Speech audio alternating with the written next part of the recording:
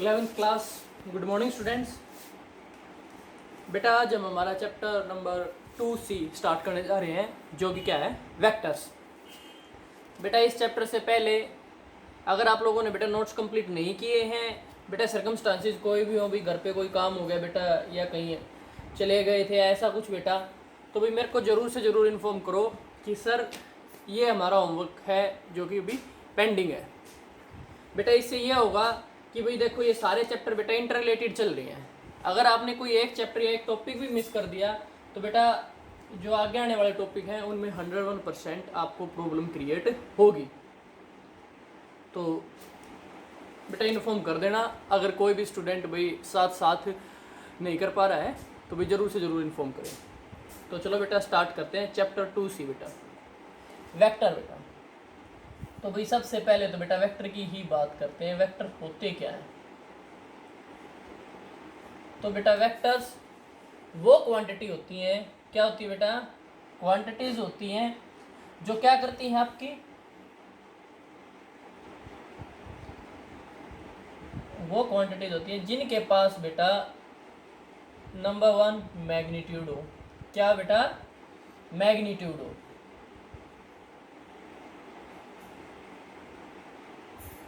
Plus बेटा उनके पास direction हो। ये बात बेटा आप लोग 9th क्लास से पढ़ते आ रहे होगे कि भाई वेक्टर्स होते हैं जिनके पास क्या होता है बेटा, एक तो मैग्नीट्यूड होता है, एक डायरेक्शन होती है। अब बेटा एक चीज और ऐड कर लो, वो वेक्टर लॉ ऑफ एडिशन को भी फॉलो करनी चाहिए भाई। वेक्टर लॉ ऑफ एडिशन को भी क्या करनी चाहिए बेटा, फॉलो करनी चाहिए। ये भाई हम आज पढ़ेंगे कि ये होता क्या है। उससे पहले बेटा आपका मैग्नीट्यूड क्या होता है? तो भाई देखो मैग्नीट्यूड बेटा किसी भी वेक्टर का मॉडुलस क्या होता है भाई, मॉडुलस। मॉडुलस पढ़ा हुआ ना बेटा मैथमेटिक्स के अंदर। भाई कोई भी क्वांटिटी हो, चाहे वो पॉजिटिव हो चाहे नेगेटिव हो, उसको कैसे ले लो बेटा, पॉजिटिव की टर्म में ले लो, वो क्या हो जाता है, उसका मैग्नीट्यूड हो जाता है, वैल्यू जो उसकी होती है। नेक्स्ट है बेटा डायरेक्शन। तो डायरेक्शन बेटा उसकी हेडिंग बताती है कि भाई वो किस डायरेक्शन में जा रहा है या किस डायरेक्शन में वो फेस कर रहा है, ठीक है। और ये बेटा जो वेक्टर लॉ ऑफ एडिशन है ऑब्वियसली बात है, ये भाई कैलकुलेशंस में हेल्प करने वाला है। अब बात करते बेटा ये क्वांटिटी तो आप लोगों ने फर्स्ट चैप्टर में पढ़ी ही थी, एक बार फिर से बता देता हूँ बेटा। क्वांटिटीज क्या होती है बेटा, ये किसी भी सब्सटेंस की वो प्रॉपर्टी होती है जिसको क्या किया जा सकता है, क्वांटाइज किया जा सकता है भाई, ठीक है बेटा। क्वांटाइज मतलब उसको मेजर किया जा सकता है, ठीक है। तो भाई पहली बात तो वेक्टर होने के लिए क्या नेसेसरी है भाई, वो क्वांटिटी होनी चाहिए। नेक्स्ट बेटा उसके पास मैग्नीट्यूड होना चाहिए। Next direction. और थर्ड एंड मोस्ट इंपॉर्टेंट बेटा वो वेक्टर लॉ ऑफ एडिशन को फॉलो करनी चाहिए। अब भाई बात कर लेते बेटा इनकी सिंबल्स की। तो भाई किसी भी वेक्टर को बेटा उस क्वांटिटी के ऊपर हम एरो हेड लगा के बता देते हैं कि ये क्या है, वेक्टर है। यहाँ पे बेटा मैंने ये ए वेक्टर लिख दिया है। ये वेक्टर होता है बेटा magnitude into its direction, into its direction बेटा। तो भाई डायरेक्शन को हम शो करते हैं कुछ ऐसे सिंबल से। पहले बात कर लेते हैं बेटा मैग्नीट्यूड की। तो भाई ये मैग्नीट्यूड के जो आपको दो साइड्स में दिख रहे हैं बेटा, ये होते हैं भाई मॉडुलस। क्या होते हैं बेटा, ये मॉडुलस, ओके। सिमिलरली बेटा जो ये कैप होती है इसको क्या बोलते हैं बेटा, कैप बोल देते हैं। ये आपकी क्या शो करती है भाई, डायरेक्शन को। किसको शो करती है बेटा, ये डायरेक्शन को। तो भाई आप चाहो तो हर एक डेफिनेशन लिख भी सकते हो। वेक्टर से स्टार्ट करते हैं। तो बेटा vectors are those physical quantity which have magnitude, direction as well as they follow vector law of addition. Now a vector can be written as product of its magnitude and direction. अब बेटा आप यहाँ से अगर आप चाहो तो भाई यहाँ से आप मैग्नीट्यूड भी निकाल सकते हो। अगर बेटा आपको मैग्नीट्यूड निकालना पड़ जाए, जिसको बेटा हम सिंपली भी लिख देते हैं, अगर भाई उसके साथ कोई भी ब्रैकेट्स या बेटा कैप या एरो हेड नहीं लगाया गया है, तो ये क्या होता है, मैग्नीट्यूड ही होता है। तो बेटा अगर आप इस फॉर्मूले से मैग्नीट्यूड निकालना चाहोगे तो आपको क्या मिलेगा भाई, A vector divided by A cap.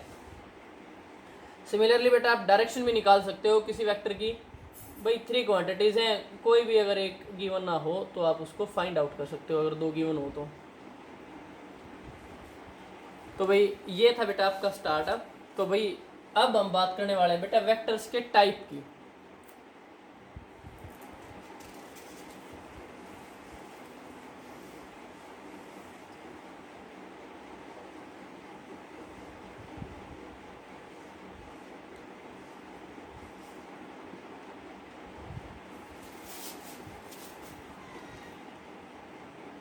Types, type of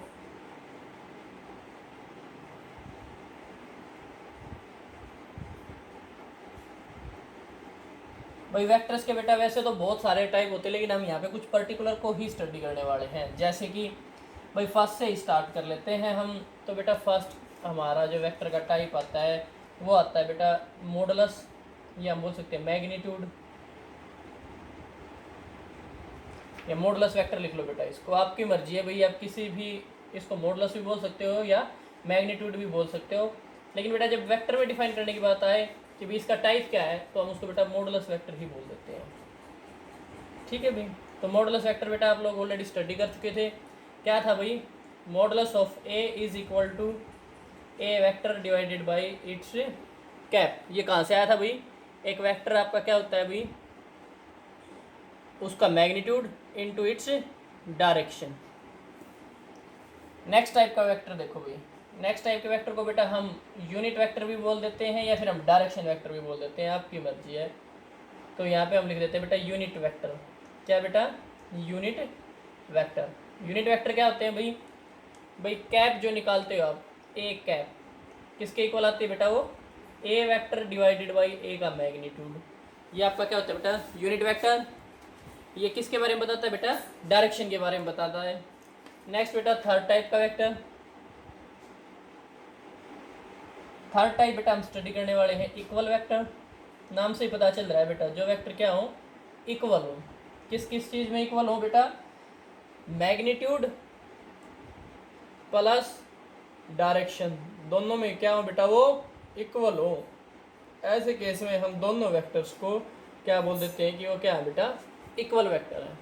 भाई आपको ये जितनी भी यहाँ पे मैथमेटिकल एक्सप्रेशन लिखी जा रही है, ये भी डेफिनेशन ही फॉर्म में जरूर लिखनी है बेटा, ठीक है ना? अब 11th क्लास में हो चुके हो तो खुद से डेफिनेशंस बनानी आनी चाहिए। अगर बेटा आपको प्रॉब्लम आती है किसी भी डेफिनेशन में तो भैया आप मेरे से कंफर्म भी कर सकते हो। नेक्स्ट है बेटा आपकी फोर्थ वन है बेटा नेगेटिव वेक्टर। नाम से ही पता चल रहा है बेटा। अब नेगेटिव साइन का क्या मतलब हो जाता है वेक्टर्स के केस में, वो देखो भाई। मैग्नीट्यूड तो क्या हो? सेम हो बेटा, ठीक है, लेकिन उनकी डायरेक्शन क्या हो? अपोजिट हो। दो वेक्टर है बेटा और उनकी डायरेक्शन क्या हो? अपोजिट हो। मैग्नीट्यूड सेम हो। फॉर एग्जांपल भाई ये एक एरो है, ये किसी ए वेक्टर को शो कर रही है, ठीक है बेटा, और ये है कोई बी वेक्टर हमारा। तो आप देख सकते हो बेटा जो एरो की लेंथ होती है ये मैग्नीट्यूड बताती है, और जो ये हेड होता है बेटा ये डायरेक्शन को बताता है। तो आप देख सकते हो दोनों का मैग्नीट्यूड तो है बेटा सेम, है ना? सेम, लेकिन डायरेक्शन ए की तो इस साइड और बी की इस साइड है। तो इस केस में बेटा आपका ए एंड बी क्या है बेटा? नेगेटिव वेक्टर्स, ठीक है। फिफ्थ वन देखो भाई बेटा को इनिशियल वेक्टर्स। कैसे वेक्टर? को इनिशियल। नाम से ही पता चल रहा है जिनके इनिशियल क्या हो बेटा? सेम हो। को इनिशियल वेक्टर। तो बेटा को इनिशियल वेक्टर जिनके इनिशियल पॉइंट क्या हो बेटा? इनिशियल पॉइंट क्या हो? सेम हो। फॉर एग्जांपल बेटा ये कोई वेक्टर ए है, ये कोई वेक्टर बी है, दोनों क्या है बेटा? को इनिशियल वेक्टर है, दोनों सेम पॉइंट से स्टार्ट हो रहे हैं। ये बेटा जो ये तो हो गया हेड वेक्टर का, और ये जो पीछे वाला पोर्शन होता है इसको टेल बोल देते हैं। अब सिक्स्थ वन देखो भाई को लीनियर बेटा। कैसे? को लीनियर वेक्टर्स। बेटा इसमें मैग्नीट्यूड उनका डिफरेंट भी हो सकता है, लेकिन वो एक्ट करते हैं किसी पैरेलल लाइन के लोग।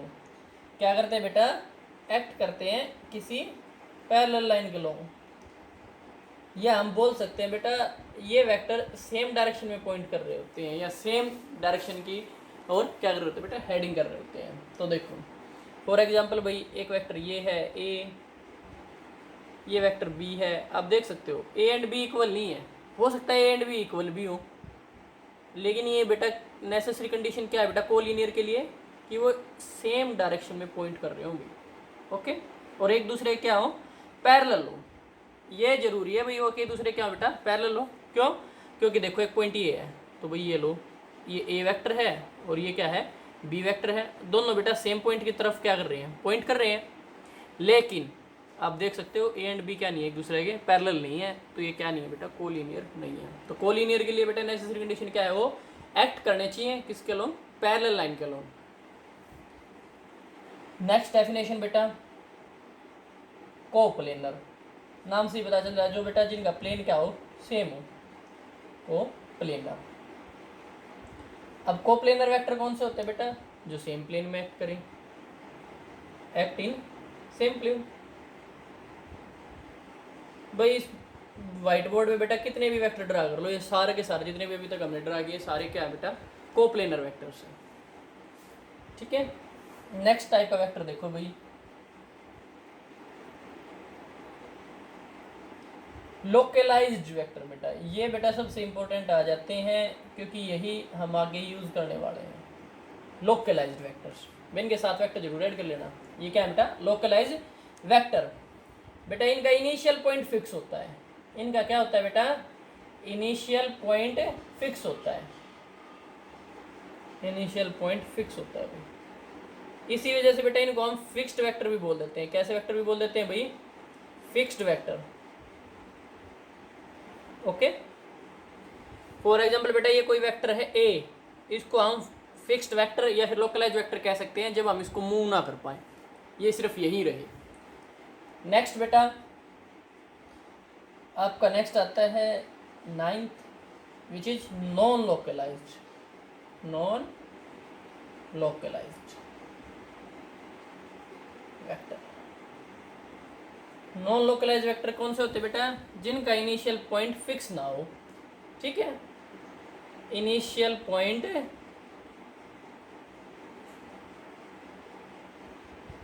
Is not fixed. ठीक है भाई, ऐसे वेक्टर को क्या बोल देते हैं बेटा, नॉन लोकलाइज वेक्टर। और भाई आपके सिलेबस में बेटा मोस्ट प्रोबेबली जो ज़्यादातर आपके वेक्टर होंगे वो कौन से स्टडी करेंगे भाई, नॉन लोकलाइज स्टडी करेंगे। बेटा इनको हम एक पॉइंट से दूसरे पॉइंट पे क्या करवा सकते हैं, मूव करवा सकते हैं। तो बेटा ये थे आपके वेक्टर्स के टाइप। आप लोगों को बेटा ये हर एक अपनी कॉपी के अंदर नोट डाउन करने बेटा अच्छे तरीके से।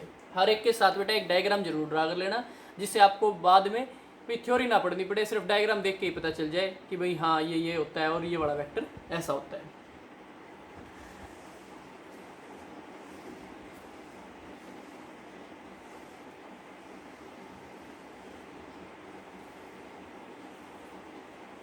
अब सुनो भाई, वेक्टर्स का यूज क्या होता है बेटा। अब आप लोगों ने कुछ बेसिक टाइप के वेक्टर्स देख चुके ना, वेक्टर्स की डेफिनेशन भी देख चुकी है। तो देखो भाई, अगर बेटा मैं यहाँ पे कोई पॉइंट ड्रा कर देता हूँ तो आप इसको कैसे डिफाइन करते हो सकता है बेटा आप इस कॉर्नर की हेल्प में ड्रा करो, या बेटा इस रेफरेंस पॉइंट ओ की से इसकी डिस्टेंस बताओ। तो भैया आप इसको कैसे बताते हो बेटा, एक्स कोमा वाई से ऐसे बताते हो ना। और बेटा अगर एक एक्स ही जोड़ो जेड, तो बेटा इसको आप कैसे बताओगे, इसकी पोजीशन एक्स वाई जेड। तो बेटा ये आपका एक वेक्टर हो गया है, ये आपका क्या हो गया बेटा, एक वेक्टर हो गया है जिसके अंदर बेटा एक्स वाई एंड जेड तीनों कंपोनेंट है विद डायरेक्शन। डायरेक्शन क्या है बेटा, ओरिजिन से ये इतना दूर है अभी। ठीक है, तो बेटा आप एक्स वाई एंड जेड यानी आपके सिंपल कोऑर्डिनेट सिस्टम की हेल्प से आप बेटा किसी भी पॉइंट की पोजीशन, वेलोसिटी, स्पीड बेटा आप उसका अप्रोक्सीमेटली हर एक चीज़ क्या कर सकते हो, डिफाइन कर सकते हो। और बेटा अगर मैं इसकी यूज़ की बात करूँ वेक्टर्स की, तो भाई इस चीज़ का जरूर ध्यान रखना बेटा, 2D में कोई चीज़ नहीं होती, हर एक चीज़ किस में होती है बेटा, 3D में। अगर कोई चीज़ 2D में है तो सिर्फ उसके वेक्टर का जो जेड कंपोनेंट है उसको क्या कर दो भाई, 0 कर दो, अपने आप 2D में होगी वो। ऐसे ही बेटा 1D में अगर बात करूँ तो वाई और जेड को 0 कर दो। तो भाई हम जितने भी केस स्टडी करते हैं हमारे प्रैक्टिकल लाइफ में, वो बेटा कैसे फॉर्म में होते हैं, वेक्टर फॉर्म में होते हैं, क्योंकि हमारा वर्ल्ड कैसा है बेटा, 3 डायमेंशनल वर्ल्ड है। तो हर एक चीज़ को भाई जैसे पॉइंट पेन है, इसकी पोजीशन आपको डिफाइन करनी है भाई, 3 कोऑर्डिनेट का हम यूज़ करेंगे एक्स वाई एंड जेड, और उसके हेल्प से बेटा इसको क्या करेंगे, डिफाइन करेंगे। तो भाई हर एक चीज़ को डिफाइन करने में कौन हेल्प करता है भाई, वेक्टर्स हेल्प करते हैं बेटा। अब आगे आगे आपके हर एक चैप्टर में बेटा वैसे देखोगे तो बेटा यहीं से आपकी रियल फिजिक्स स्टार्ट होती है 11th की, यहीं से बेटा सबसे ज़्यादा न्यूमेरिकल्स आते हैं।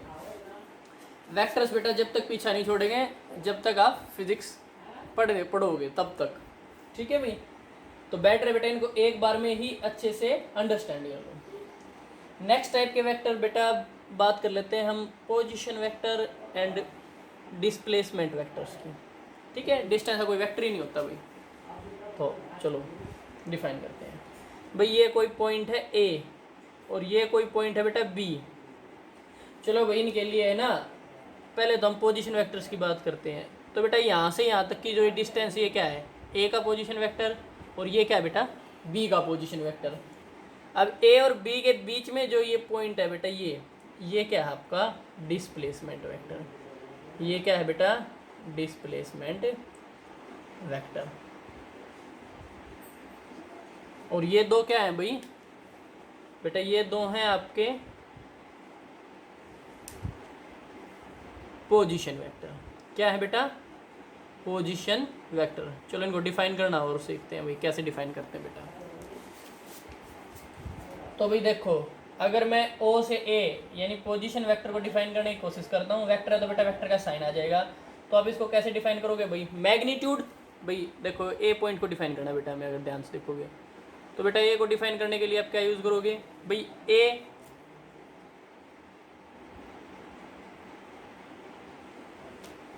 बेटा आपका ए जो है वो एक्स एक्सिस में कितना दूर है, तो ये तो क्या होगा बेटा इसका एक्स कंपोनेंट। अब इसके साथ डायरेक्शन और मल्टीप्लाई कर दो, ये क्या हो जाएगा बेटा वेक्टर हो जाएगा। तो वही करने वाले हैं भाई, मैग्नीट्यूड इनटू इट्स डायरेक्शन।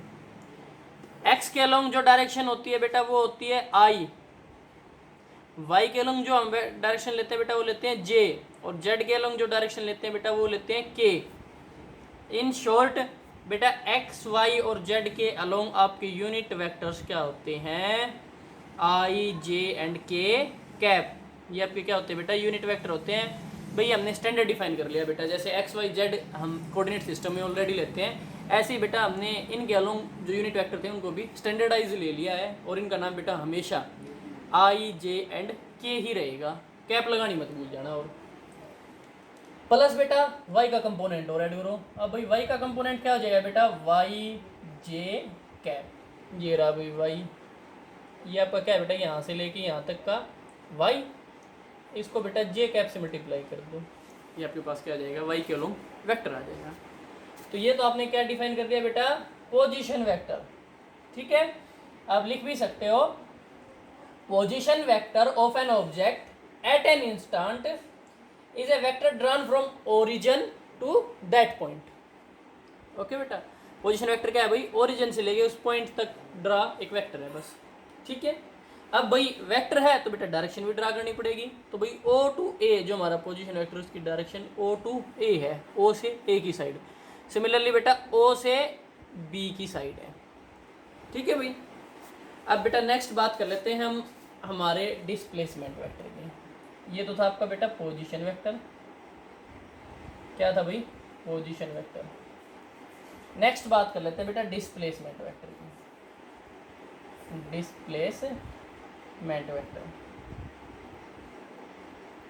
अब डिस्प्लेसमेंट वेक्टर क्या होते हैं भाई, तो भाई जो ए एंड बी के बीच में जो डिस्प्लेसमेंट है उसको हम क्या बोल देते हैं बेटा डिस्प्लेसमेंट वेक्टर, ठीक है भाई।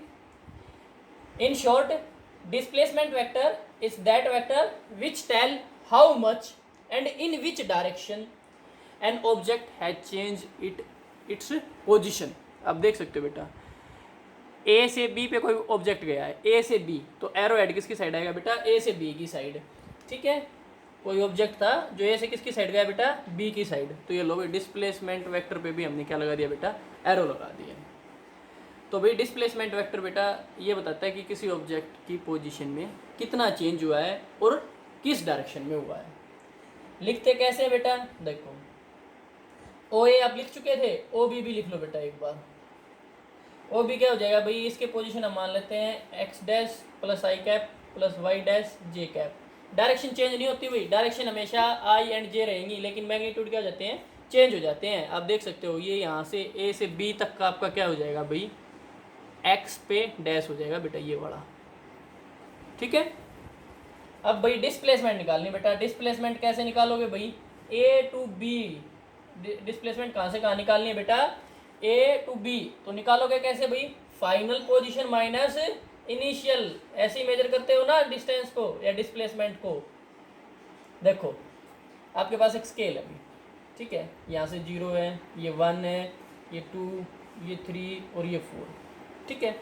अब मैं बोलता हूँ भाई कोई ऑब्जेक्ट यहाँ से लेके और यहाँ तक चला गया इस स्केल पे, तो कितना वो मूव किया है, आप कैसे बताते हो, यही इंटरवल वो मूव किया है ना भाई। तो कैसे बताओगे बेटा इस इंटरवल को, इस इंटरवल को आप निकालते हो 4 - 2। आपने क्या किया है भाई, फाइनल माइनस इनिशियल किया है, ठीक है। सेम काम हम बेटा किसके साथ करते हैं, वेक्टर्स के साथ। तो बेटा जब फाइनल माइनस इनिशियल आप लोग करोगे तो भाई आपको क्या मिलेगा, देखो X dash I plus Y dash J minus X I plus Y J cap. अब भाई माइनस का साइन अंदर चला जाएगा बेटा, आपका ये क्या हो जाएगा, X dash I plus Y dash J minus X I plus Y, sorry यहाँ पे क्या आएगा बेटा, माइनस वाई जे, ठीक है भाई। अब बेटा आप देख सकते हो आई यहाँ भी है, तो बेटा आई वाले टर्म्स को एक साथ करके आई को बाहर ले लो, ठीक है, X dash minus X into I plus Y dash minus Y into J. तो भाई ये आपने किसको डिफाइन कर दिया बेटा, आपके ए बी वेक्टर को डिफाइन कर दिया है, ठीक है। ये यहाँ पे बेटा आपने किसको डिफाइन किया है, ए बी वेक्टर को, जो आपका क्या था, डिस्प्लेसमेंट वेक्टर था। नेक्स्ट देखो बेटा,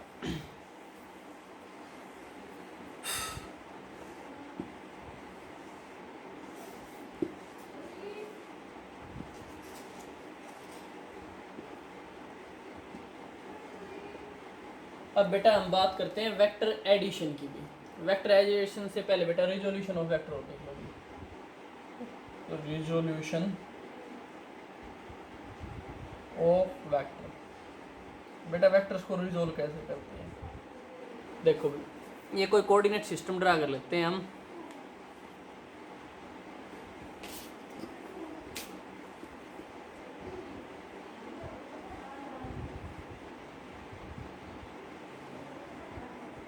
ठीक है भाई। ये हमारा एक्स एक्सिस है, जूम कर लेते हैं, वाई एक्सिस, ये जरूरी नहीं आप ये जूम करो। अब देखो बेटा ये कोई आपका वेक्टर है, ए वेक्टर, ठीक है।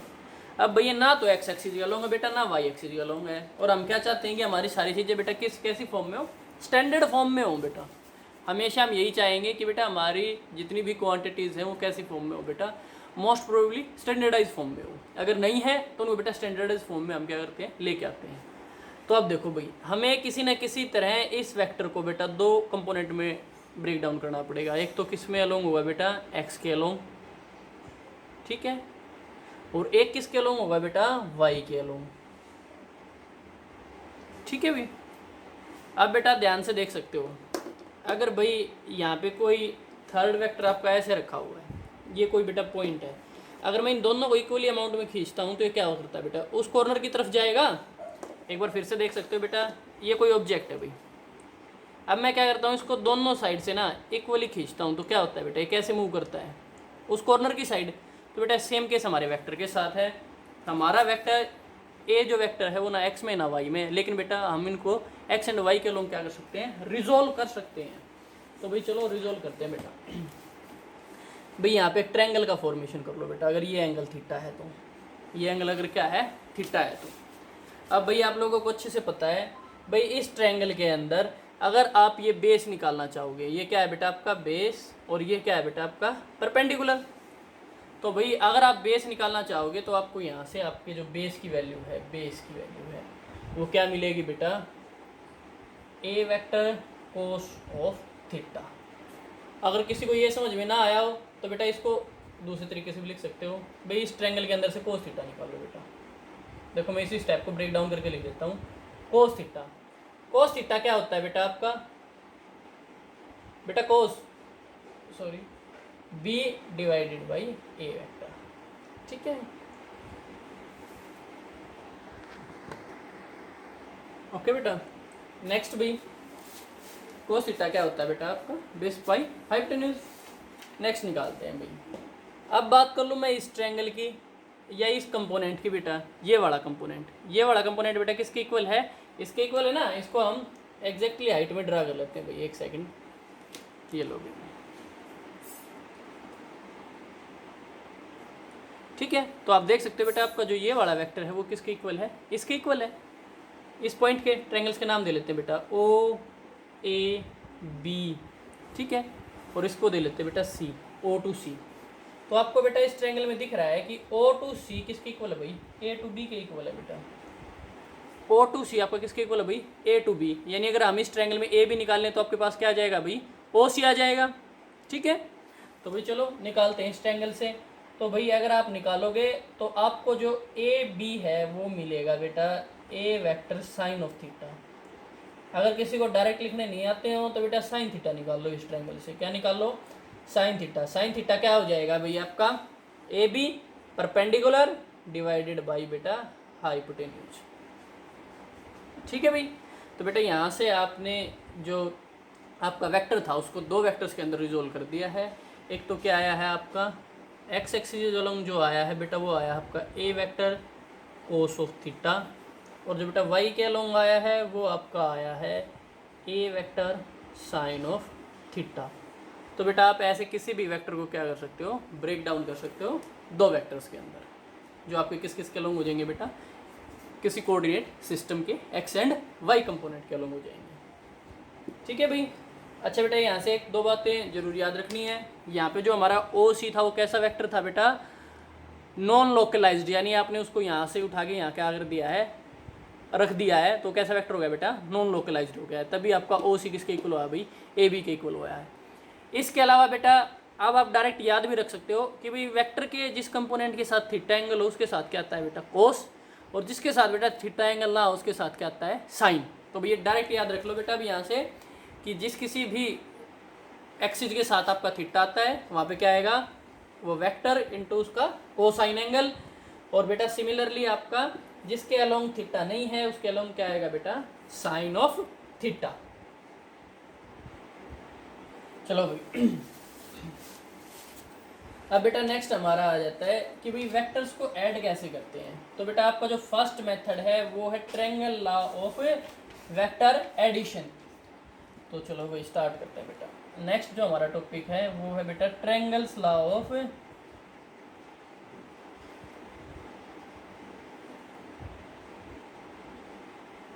Triangles law of vector addition.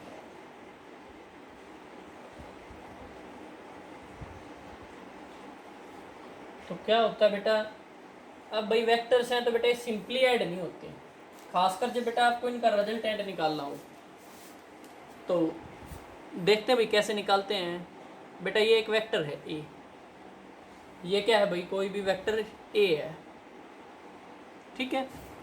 Similarly बेटा आप कोई वेक्टर बी भी एज्यूम कर सकते हो। ये लो भाई यहाँ से लेके ये इस साइड क्या हो गया आपका बी वेक्टर हो गया है।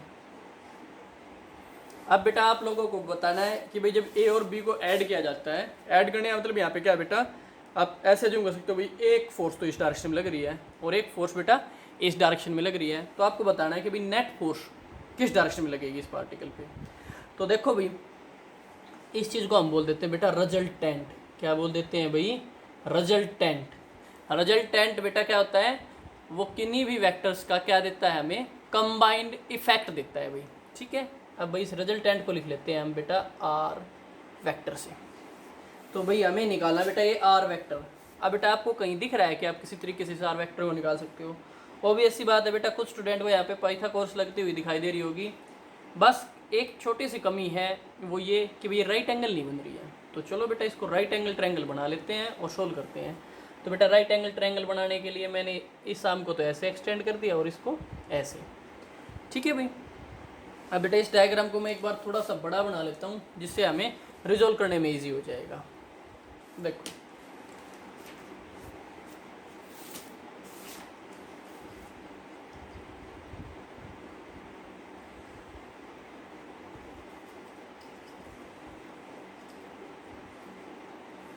ये आपका वेक्टर ए था बेटा,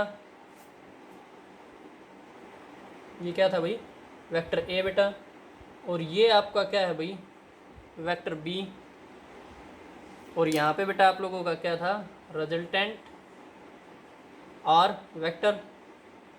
अब मैंने क्या किया था बेटा, इससे इस साइड और बेटा इस ए को क्या किया था, एक्सटेंड, और बेटा इस पॉइंट से इस पे क्या डाल दिया था, परपेंडिकुलर।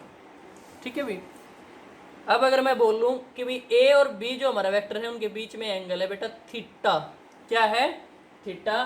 तो बेटा आप इस बी को रिजोल्व करके बताओ मेरे को। जब आप बी को इस एक्स एक्सिस के लॉन्ग रिजोल्व करोगे तो आपको क्या मिलेगा, अभी देखो बी है और यहाँ पे क्या है बेटा, थीटा है। तो अभी अभी बेटा हमने प्रीवियस में पढ़ा था कि यहाँ पे क्या आ जाएगा, B vector cos of theta. ठीक है भाई। अब बेटा इसके साथ थीटा बना रहा है नहीं, तो बेटा ये क्या आएगा आपका, B vector sine of theta. ठीक है भाई। अब इन ट्रायंगल्स के बेटा नाम दे लो, तो इनके नाम दे लेते हैं बेटा हम, ये ओ है, इसको दे लेते हैं पी, इसको क्यू, और इसको एन। तो चलो स्टार्ट करते हैं भाई। अब तो बेटा हमारे पास एक राइट एंगल ट्रायंगल है और सारी चीज़ें पता है, आर निकालना बहुत ही ज़्यादा क्या है, सिंपल है। तो चलो निकालो आर वेक्टर को। तो भाई आर आप अगर आप निकालोगे यहाँ से, आर की अगर मैं बात करूँ तो ये क्या है बेटा, ओ क्यू। तो भाई ओ क्यू का स्क्वायर इज इक्वल टू किस किस के स्क्वायर के इक्वल है बेटा, ओ एन का स्क्वायर प्लस क्यू एन का स्क्वायर, इन्हीं के इक्वल है। पाइथागोरस थ्योरम अप्लाई कर दी भाई। अब ओ क्यू क्या है बेटा आपका, आर वेक्टर का square is equal to O N, O to N बेटा एक तो ए वेक्टर है और एक क्या है, B vector cos of theta.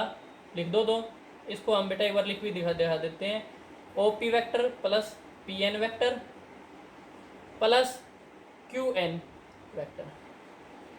ये बेटा हमने सारे किस फॉर्म में लिख दिए हैं, वेक्टर्स की फॉर्म में लिख दिए हैं। यहाँ पे बेटा इसको अगर आप चाहो तो अभी ओ क्यू ही रख लो, ओ क्यू वेक्टर। ठीक है भाई। अब वैल्यू पुट करो बेटा, ओ से क्यू आपका क्या है, आर वेक्टर की, ठीक है, आर वेक्टर का क्या है बेटा स्क्वायर, ओ पी क्या है आपका, A vector, P to N क्या है भाई, B vector cos of theta, इनका भी क्या है बेटा स्क्वायर, तो यहाँ पे भी स्क्वायर भाई, प्लस क्यू एन क्या है बेटा आपका, B vector sine of theta भाई, B vector sine of theta. सिर्फ वैल्यू पुट किए हैं। नेक्स्ट बेटा ये क्या हो जाएगा आपका, आर वेक्टर का square as it is, A plus B का स्क्वायर क्या होता है भाई, ए का स्क्वायर प्लस बी स्क्वायर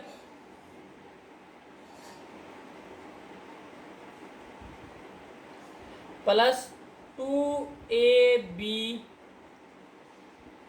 ये होता है भाई, ये क्या लिख दिया बेटा 2ab, प्लस आपका क्या है भाई, बी वेक्टर यानी B square sine square theta. यही है भाई। देखो यहाँ पे मैंने एज इट इज किया बेटा, इस स्क्वायर हो जाएगा अंदर की साइड लेके जाओगे तो बी का स्क्वायर हो जाएगा और हमारी ट्रिग्नोमेट्री का भी क्या हो जाएगा बेटा, स्क्वायर हो जाएगा। अब देखो भाई आर वेक्टर का स्क्वायर आपके पास बेटा इक्वल टू आएगा, यहाँ देखो बेटा बी स्क्वायर यहाँ भी और बी स्क्वायर यहाँ भी है, तो बी स्क्वायर वाले टर्म्स को हम लास्ट में लिख लेंगे ताकि हम बेटा इनको कॉमन आउट कर पाएँ। 2ab कोस ऑफ थीटा भी लिख लिया भाई।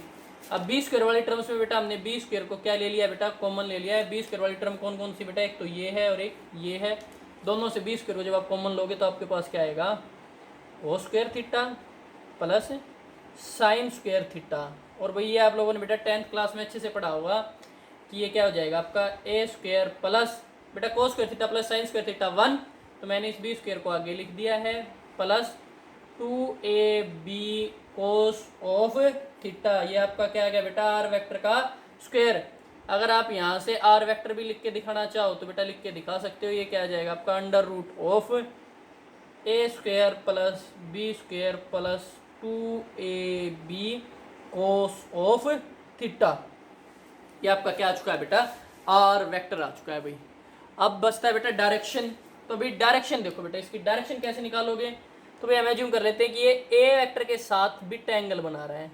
कैसा एंगल बना रहा है भाई, बीटा एंगल बना रहा है। तो बेटा डायरेक्शन कैसे दोगे इसकी, ये तो आपका मैग्नीट्यूड सॉरी वेक्टर आ चुका है ना। अब डायरेक्शन ऑफ आर और बता देते बेटा, direction of R vector. R vector की बेटा डायरेक्शन बतानी और भी सिंपल है, क्या है, टेंजेंट थीटा निकाल लो। यहाँ पे क्या है, बीटा, तो क्या आ जाएगा बेटा, टेंजेंट बीटा। टेंजेंट बीटा क्या आएगा भाई, क्यू एन, बेटा कंप्लीट ट्रायंगल लेनी है हमें, O Q N divided by O to N. अब क्यू एन क्या है बेटा आपका, B vector sine of theta divided by O to N क्या है भाई, A vector plus B vector cos of theta. तो भाई ये आपके पास बेटा ट्रायंगल ऑफ वेक्टर एडिशन आ चुका है। इसमें बेटा आपको आर का मैग्नीट्यूड भी मिल गया है और आर की डायरेक्शन भी, दोनों चीज़ें मिल चुकी हैं अभी। तो भाई आप जब कभी भी दो फोर्सेज गिवन हो और आपको थर्ड निकालनी हो तो आप बेटा इजीली फाइंड आउट कर सकते हो। यहाँ पे बेटा सबसे इंपॉर्टेंट पॉइंट सुनो, अगर आप यहाँ ध्यान से देखोगे तो भाई डायरेक्शन मैटर करती है क्योंकि वेक्टर्स हैं।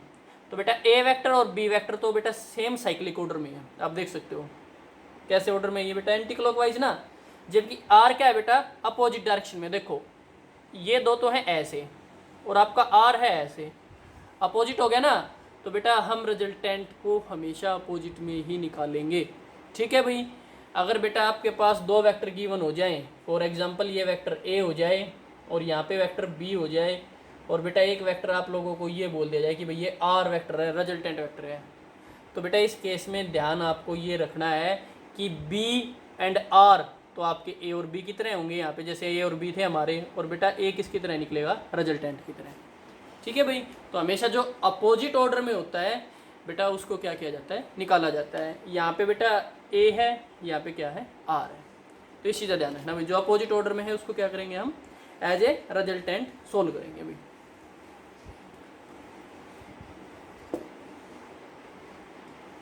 बेटा वेक्टर्स के आप जैसे जैसे न्यूमेरिकल सोल्व करोगे ना, आपको डिफरेंट बहुत सारे मेथड्स बेटा पता चलते जाएंगे।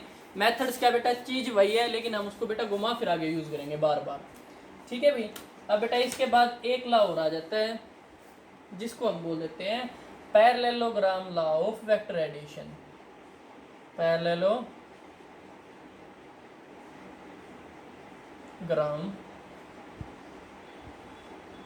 लॉ ऑफ वेक्टर एडिशन बेटा।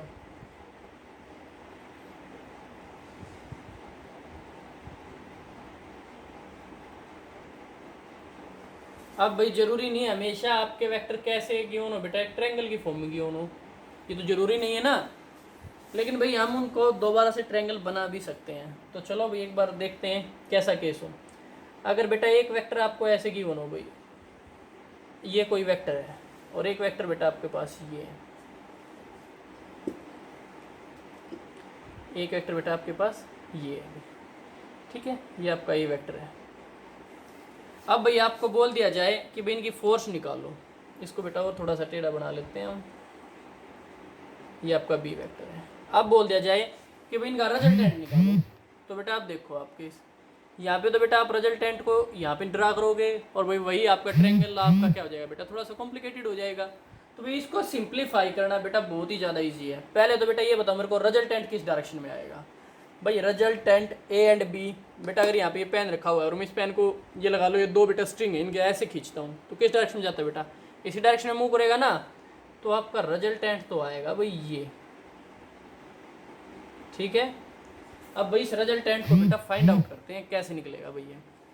तो बेटा देखो इसको निकालने का तरीका,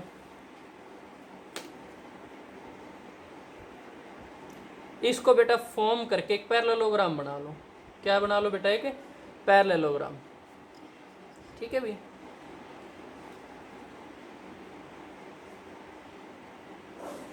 ये क्या बना लिया बेटा हमने, एक पैरेललोग्राम बना लिया है। पहले बेटा इस पैरेललोग्राम को एक नाम दे लेते हैं, तो ये है भाई हमारा ओ पॉइंट पी, ये हमारा क्यू पॉइंट है बेटा, और इसको दे लेते हैं बेटा, ये हमारा आर तो यहीं हो गया भाई, इसको दे लेते हैं एस। ठीक है,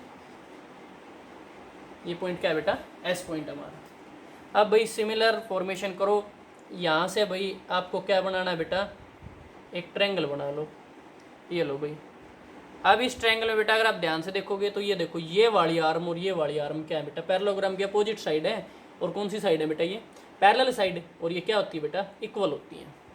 ठीक है भाई, इसके अलावा बेटा ये वही जो आपने ट्रायंगल लॉ सोल्व किया था सिमिलरली सोल्व होगा भाई। ये एंगल मान लिया हमने थीटा और इस पॉइंट का नाम दे लिया बेटा एन। तो जल्दी जल्दी इसको सोल्व करते हैं भाई। वैसे बता देता हूँ बेटा, अगर ये एंगल थीटा है तो आपका ये वाला एंगल भी, कंप्लीट एंगल भी क्या होगा बेटा, थीटा ही होगा। सोल्व करते हैं भाई। तो पहले तो हम बेटा सबसे इंपॉर्टेंट चीज़ मेंशन करते हैं, जो हमारा ओ एस है, जो हमारा ओ टू एस है बेटा, वो सिमिलर किसके है बेटा, या इक्वल किसके है, पी क्यू के। ओ टू एस किसके इक्वल है भाई, ओ टू एस आपका बेटा पी टू क्यू के इक्वल है। अब भाई ट्रायंगल में आ जाओ, in triangle O, right angle triangle देखनी भाई, ओ एन क्यू, ठीक है बेटा, ओ एन क्यू ट्रायंगल में triangle law of vector addition देखा था ना, तो उसके हेल्प से सोल्व कर दो भाई। ये क्या आपका बी वेक्टर, तो ये वाला कंपोनेंट क्या हो जाएगा भाई, B vector cos of theta बेटा, एंड ये वाला B vector sine of theta, और इसकी डायरेक्शन क्या होगी भाई, ये वाली। तो सोल्व करो भाई, ट्रायंगल लॉ ऑफ एडिशन से सोल्व करो बेटा। O Q is equal to, O Q का square is equal to Q N का स्क्वायर प्लस एन क्यू का स्क्वायर। वैल्यूज पुट कर दो भाई, ओ क्यू की जगह तो क्या आ जाएगा बेटा, आर वेक्टर, ठीक है। अब भाई ओ एन आएगा बेटा, ये क्या आएगा, ओ टू एन की जगह वैल्यू पुट करो तो ये क्या हो जाएगा बेटा, A vector plus B vector cos of theta plus N Q की जगह क्या आएगा भाई, B vector sine of theta, ठीक है बेटा। अगर आपको किसी स्टेप में ये लगे ना कि भाई सर थोड़ा सा फास्ट करा गए हैं ये वाला स्टेप, तो बेटा वीडियो को पॉज करके आराम से देख लिया करो कि भाई क्या ट्रायंगल में ये वैल्यूज कहाँ कहाँ बिलोंग करती हैं, ठीक है। अब भाई आप लोगों के पास आर वेक्टर आ चुका है, ये इसका भी स्क्वायर आएगा बेटा और इसका भी स्क्वायर आएगा, ठीक है भाई। अब फर्दर इसको सिंप्लीफाई करते हैं, तो बेटा हम प्रीवियस में सोल्व कर चुके हैं। जब आप इसको सोल्व करते हो तो आपके पास आर वेक्टर की जो वैल्यू निकल के आती है वो क्या आती है भाई, A square plus B square plus 2ab cos of theta, यही निकल के आएगी भाई। अगर मैं डायरेक्शन की बात करूं तो बेटा direction of R, direction of R क्या है बेटा आपका, टेंजेंट बीटा, तो चलो निकालो टेंजेंट बीटा।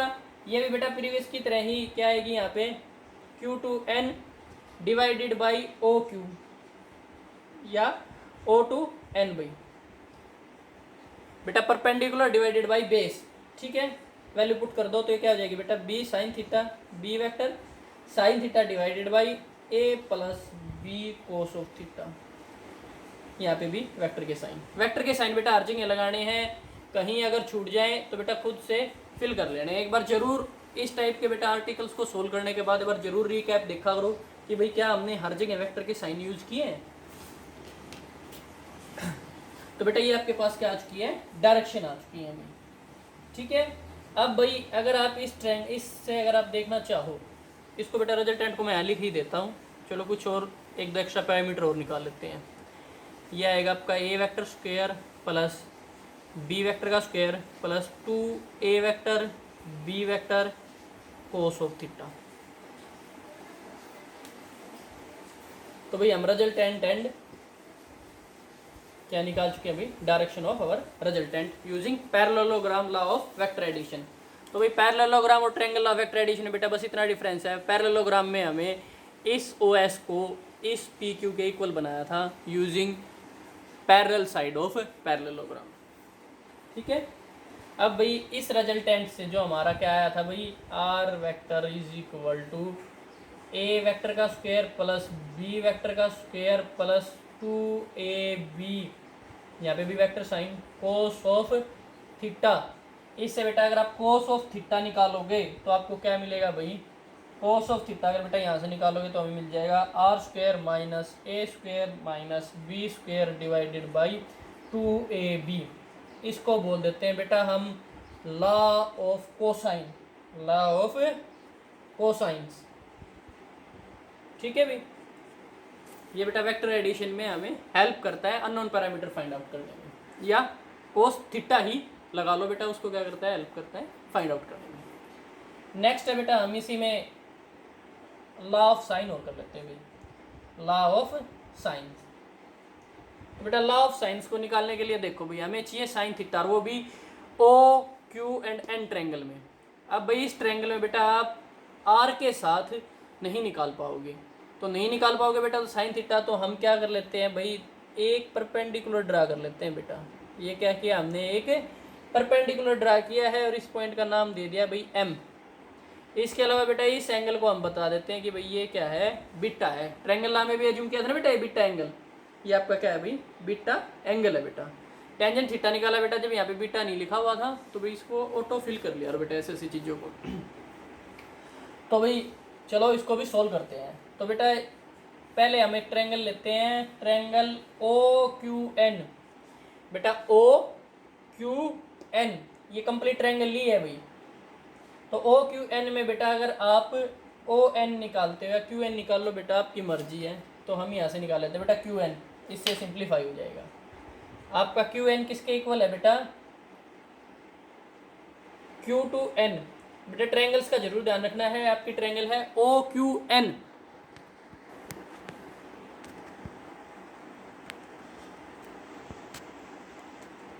तो बेटा क्यू एन है, तो भाई क्यू एन बेटा आप देखोगे यहाँ पे तो ऑलरेडी लिखा हुआ है सिर्फ बी साइन थीटा।